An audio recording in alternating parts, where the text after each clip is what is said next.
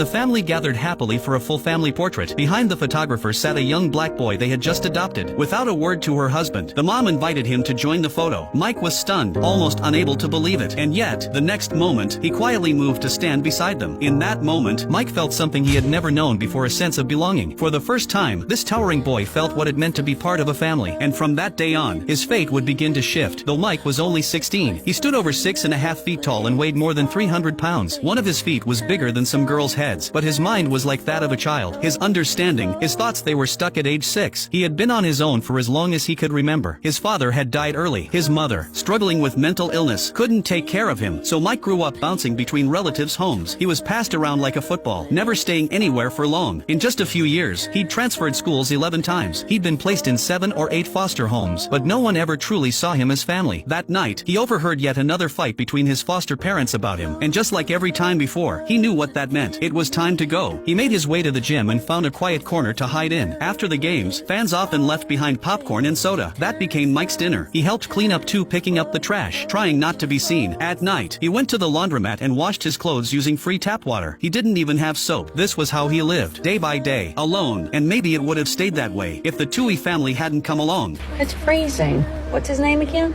Big Mike. Mr. Toohey rolled down the window and asked where Mike was going. He said he was headed to the gym, but Mrs. Toohey knew something didn't add up. The gym was closed. It had been for hours. Mike had lied. The truth was, he had nowhere to go. She couldn't just drive off, so she invited him to get in. That night, Mike went home with them. When he stepped into their beautiful house, he could barely take it in. He had never seen a home like that, let alone lived in one, because everything happened so fast. They hadn't prepared a room for him, so Mike slept on the couch. Mrs. Toohey told him if he needed anything, he could come upstairs, but after saying that, she paused. A flicker of doubt crossed her mind. Could he be dangerous? Would he steal something? But the next morning, her fears disappeared. Mike had folded the blanket neatly. The sofa was spotless. Nothing in the house had been touched. And in that quiet moment, she realized he was a good kid. That day was Thanksgiving. Mike had nowhere else to be, so they invited him to stay for dinner. The food was incredible, piled high, endless choices. Mike didn't know how to react. He quietly took a small serving of rice. Then, when no one was looking, grabbed a piece of bread, too scared to take more. He didn't want to be seen as greedy. The whole family brought their food into the living room to watch TV. Mike, unsure of what to do, sat alone at the dinner table. Seeing this, Mrs. Toohey turned off the TV and gathered everyone back to the table. She wanted Mike to feel like part of the family. They held hands and said a prayer. Mike peeked his eyes open, barely believing it was real. Just the night before, he had been alone in the cold. Now, he was surrounded by warmth. The next day, Mrs. Toohey took him shopping for clothes. Mike said he didn't need anything, he had clothes. But they convinced him. He had never been to a mall before, and clothes that fit him? Those were expensive. So when he looked through the racks, he only chose the cheapest ones. From that point on, Mike slowly began settling into this new life. Young SJ, the Toohey's son, loved having Mike around. He felt safe, and having a giant for a friend got him plenty of attention. The Tooheys gave Mike his own room. They even bought a custom bed that could fit his massive frame. Mike stared at it in disbelief. Never had one before.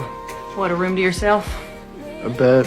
Mrs. Toohey had to walk out of the room to keep from crying. She could only imagine the kind of childhood he'd had. And that night, she made a decision. She was going to adopt Mike, give him a real home. The paperwork went quickly, and just like that, Mike became a part of the Toohey family. With food, safety, and love, Mike finally had the energy to focus. His grades started improving. Though he looked like a mountain, Mike moved with surprising agility. The coach noticed. He offered Mike a spot on the football team. They decided to celebrate. Little by little, even the Toohey kids opened their hearts. But one day at the library, Mike avoided saying hi to the daughter. He had heard the whispers, the gossip. He didn't want to bring her trouble, so he sat in a quiet corner by himself. She hesitated, then walked right over and sat next to him. She didn't say anything, and Mike smiled. Football season was coming, and practice began. Mike's coach saw his size and potential. He was bigger than anyone on the team. But there was a problem. Mike didn't understand the rules, and worse, he was too gentle. He didn't want to hurt anyone. By the end of the first day, he had made no progress. If this went on, his talent would be wasted. So little SJ started training him at home. All summer, they worked together on stamina, on plays, on positioning. SJ taught him everything. With his family behind him, Mike began to improve. Back at school, practice resumed, but Mike still hesitated when it came to contact. He didn't want to knock people down. That was his weakness. Until Mrs. Toohey stepped in. She told him, protect your team like they're your family. Protect the quarterback like he's me. The others? That's SJ. That's your sister. That's Sean. Mike didn't like to fight, but he would protect his family, and that made all the difference. He stopped holding back. He dominated the field. No one could could stop him. Soon, game day arrived. Mike's first real match. Even with all his training, he lacked experience. The team began to fall behind. Each time the other team scored, they taunted Mike. They pushed, mocked, and bullied. It was supposed to be a penalty, but the ref only gave a warning. Coach Tui had enough. He stormed onto the field and shouted, "Mike is part of this team. He's family, and nobody messes with family." Something changed in Mike. He realized it wasn't just the Tuis who cared. His teammates did too. So he went back in. He remembered the tactics he practiced with SJ. He thought about the people who had believed in him. Family had once been his weakness. Now, it was his armor. With everything he had, Mike burst through the line. Like a tidal wave, he knocked down everyone in his path. The crowd went wild. Mike led the team to a huge victory. SJ burned the game footage to DVDs and sent them to coaches across the country. Soon, Mike's name was everywhere. Every major school wanted him. They flew in to see him with their own eyes. Recruitment letters poured in. Calls came non-stop. If his grades stayed strong, Mike had a real shot at going pro. But that was still the biggest hurdle, his grades. So the Tuis hired private tutors. Mike studied every day when he wasn't training, and college scouts kept knocking at the door. His grades kept rising. Eventually, he became eligible for official recruitment. In front of reporters, Mike made his decision. He chose the University of Mississippi. It was the Tui family's alma mater, and Mike looked forward to starting college there. But just when everything seemed perfect, NCAA investigators showed up. They sat down with Mike. They had questions. Why had he chosen Ole Miss, a school with fewer resources, farther from home, instead of top-tier Tennessee, just down the road? Why had the Tuis adopted him, given so much, to a stranger with no home, no past? They suspected the Tuis had only taken Mike in to help their alma mater. Every sign seemed to point that way. Mike couldn't answer. He stormed out, confused and hurt. He didn't want to hear the Tuis' explanation. He felt like everything had been a lie. He left the house, alone. 4 days. They couldn't reach him, until one day, Mike called. He met with Mrs. Tui. They sat on the curb and talked for hours. And in that moment, she revealed a secret. One that could change Mike's life forever. Want to know what happens next? Follow me, I'll be sharing the next chapter soon.